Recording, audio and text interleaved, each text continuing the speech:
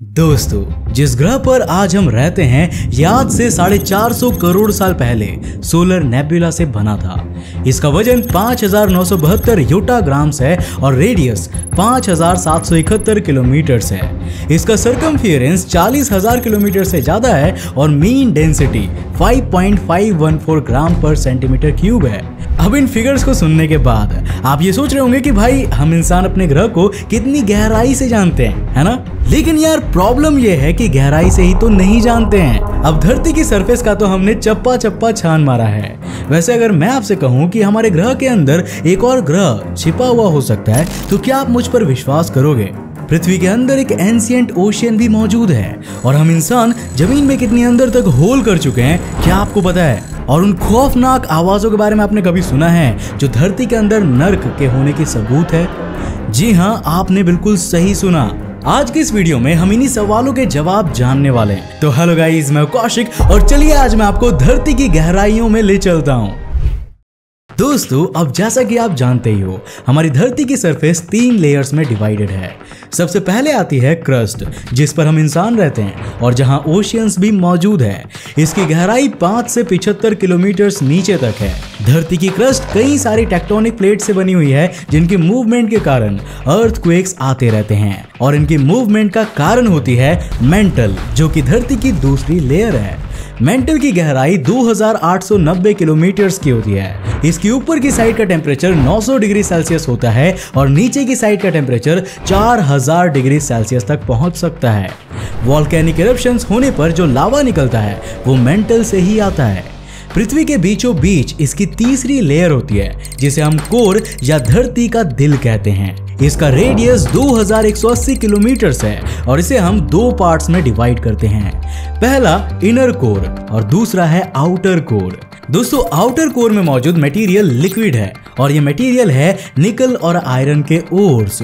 वहीं inner core solid iron की बनी है, लेकिन इसकी एग्जैक्ट कॉम्पोजिशन आज भी हमारे लिए एक रहस्य बनी हुई है। अब इन्हीं रहस्यों को सुलझाने के लिए आर्कियोलॉजिस्ट लगातार डिस्कवरीज करते रहते हैं। हाल ही में यह डिस्कवर किया गया है कि धरती की कोर के बाहर मेंटल में सॉलिड मेटल के कुछ लम्प्स बन चुके हैं। इनमें से 2 लम्प्स बेहद ही बड़ी साइज के हैं और धरती की मैग्नेटिक फील्ड्स पर भी अपना प्रभाव डालते हैं। एक लम्प पैसिफिक ओशियन और दूसरा अफ्रीकन कॉन्टिनेंट के नीचे मौजूद है। वैज्ञानिकों का कहना है कि अफ्रीका के नीचे मौजूद लम्प्स के कारण हमारी मैग्नेटिक फील्ड कमजोर हो रही है और आने वाले समय में ये पोल्स भी बदल सकती है। लेकिन यार सवाल ये आता है कि आखिर ये लम्प्स आए कहां से?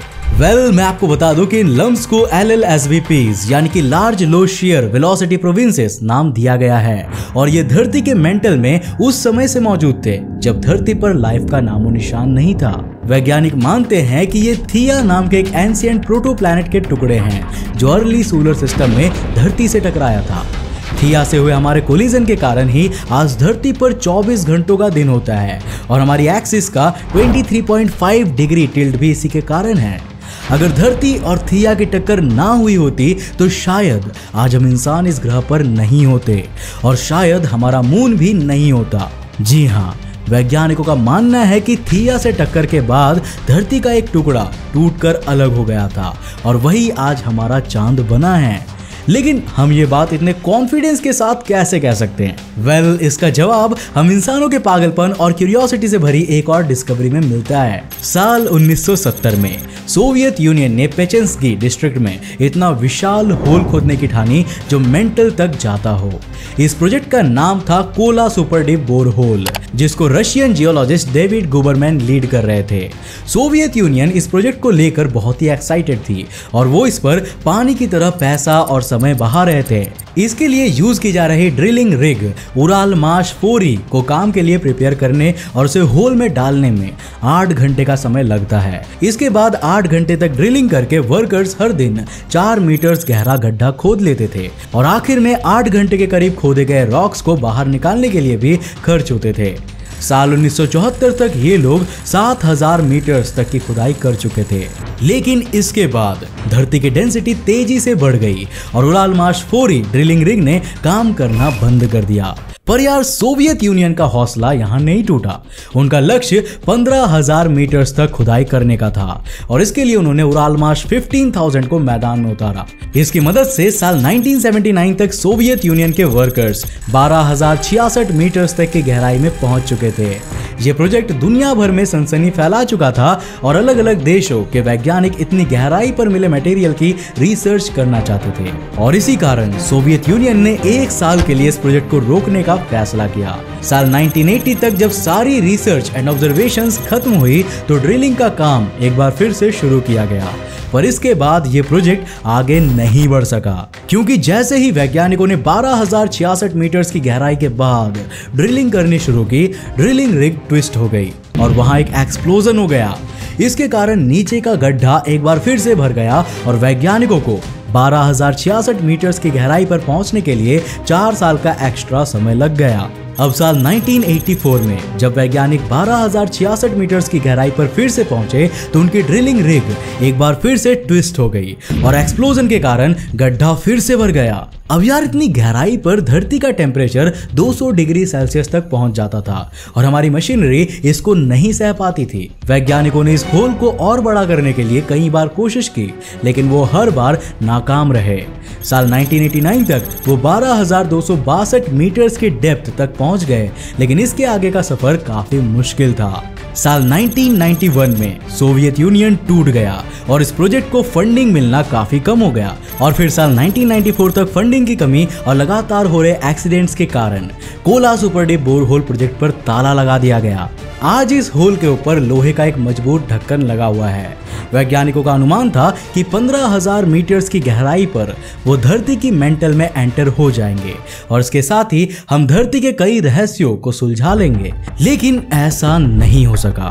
पर वेट ए मिनट, इसका मतलब ये बिल्कुल भी नहीं है कि ये प्रोजेक्ट फेल हो गया, बल्कि इस प्रोजेक्ट के दौरान अलग अलग डेप्थ्स पर रॉक्स के सैंपल को कलेक्ट किया गया था और इनसे हमने जो डिस्कवरीज की वो बेहद चौंकाने वाली थी। 3,000 मीटर नीचे वैज्ञानिकों को ऐसे रॉक्स मिले जिनकी केमिकल कॉम्पोजिशन हूबहू मून रॉक्स की तरह ही थी। मतलब ये थिया की धरती से टकराने और मून के फॉर्मेशन वाली थियरी को कहीं ना कहीं प्रूव कर रहे थे। इन रॉक्स की स्टडी से ये साफ हो जाता है कि मून एक समय हमारी धरती का ही टुकड़ा हुआ करता था। इस होल के डीपेस्ट पार्ट में हमें कुछ ऐसे भी रॉक्स मिले थे जो आर्काइन ओशियन उनकी बात पर मोहर लगा रहे थे। अब आगे बढ़ने से पहले मैं आपको बता दूं कि रशियन, फ्रेंच और जर्मन जियोलॉजिस्ट का यह दावा है कि आज से करीब 300 करोड़ साल पहले धरती पर एक विशालकाय ओशियन हुआ करता था। इन जियोलॉजिस्ट का यह कहना है कि यह आज भी धरती की सरफेस से 410 किलोमीटर नीचे कहीं पर मौजूद है। कोला सुपर डीप बोरहोल में मिले कुछ रॉक्स में वाटर क्रिस्टलाइज्ड फॉर्म में पाया गया है जो गहराई पर कोई विशालकाय वाटर सोर्स होने की ओर इशारा करता है। वैसे अब अगर मैं आपसे कहूं कि इस प्रोजेक्ट का मकसद धरती की रिसर्च करना नहीं बल्कि नर्क का दरवाजा खोजना था, तो क्या आप इस बात पर विश्वास करेंगे? अब इससे पहले कि मैं आपको कुछ और बताऊं, जरा इस साउंड को ध्यान से सुनिए। दोस्तों, ये sound Kola super deep borehole के सबसे डीपेस्ट पॉइंट पर रिकॉर्ड किया गया था। जब इसे पब्लिक किया गया तो फिनलैंड के एक न्यूज़पेपर ने इसे नर्क के साथ जोड़ दिया। उस न्यूज़पेपर में बताया गया कि इस प्रोजेक्ट के दौरान वैज्ञानिकों को नर्क का दरवाजा मिल गया था और इसे दुनिया से छिपाने के लिए ही उन्होंने प्रोजेक्ट को बंद कर दिया। अब जब ये खबर सोवियत यूनियन के सबसे बड़े दुश्मन अमेरिका तक पहुंची तो वहां के लोगों ने इसे नेक्स्ट लेवल पर पहुंचा दिया। उन्होंने कहा कि ये आवाज नर्क में तड़प रहे सिनर्स यानी कि पापी लोगों की है। जब हम इसे गौर से सुनते हैं तो ऐसा लगता है मानो बहुत सारे लोग दर्द से चीख रहे हो। लेकिन क्या ये बात सच है? जब एक इंटरव्यू के दौरान यही सवाल प्रोजेक्ट को लीड कर रहे डेविड ग्यूबरमैन से पूछा गया तो उन्होंने बताया कि ये बिल्कुल सच है। अरे मेरा मतलब कि ये साउंड बिल्कुल असली है, लेकिन उन्हें वहां नर्क जैसा कुछ भी नहीं मिला था। ग्यूबरमैन ने बताया कि जब वो डीपेस्ट पॉइंट पर पहुंचे तो उन्होंने वहां ये साउंड रिकॉर्ड किया था और उसके कुछ पलों बाद ही वहां एक जोरदार एक्सप्लोजन हुआ और प्रोजेक्ट को रोक दिया गया। अब वहां जो साउंड रिकॉर्ड हुआ था वो दुनिया के सामने है। अब ये आवाज नर्क का है या फिर नेचुरल, इसके बारे में वो कुछ नहीं कह सकते। अब अगर हमें इस बात का जवाब चाहिए तो हमें एक बार फिर से धरती की गहराइयों तक का सफर करना होगा। लेकिन यहाँ एक ग्लिच है और वो ये कि इस सफर को तय करने की टेक्नोलॉजी ना तो हमारे पास उस समय था और ना ही आज है। अगर हम ऐसा कोई प्रोजेक्ट शुरू भी करते हैं तो इसके सक्सेस होने की चांसेस ऑलमोस्ट 0 है। और यही कारण है कि कोई भी देश अब इस पर बिलियंस ऑफ डॉलर्स का खर्चा नहीं करना चाहता। वैसे क्या आप चाहते हैं कि हम इंसान एक बार फिर से धरती के डीपेस्ट होल को खोदने की कोशिश करें? अपनी राय हमें नीचे कमेंट करके जरूर बताना। दोस्तों, मुझे उम्मीद है कि आज के इस वीडियो से आपने काफी कुछ नया सीखा होगा। अगर सीखा तो इस वीडियो को लाइक करने के साथ साथ अपने फ्रेंड्स और फैमिली के साथ जरूर शेयर करना। अब अगर आप नए हो इस चैनल पर और इंटरेस्टिंग वीडियोस को देखना चाहते हो तो इस चैनल को सब्सक्राइब करने के साथ साथ नोटिफिकेशन बेल को ऑन कर देना ताकि आप देख सको हमारे वीडियोस सबसे पहले। तब तक के लिए बाय, जय हिंद।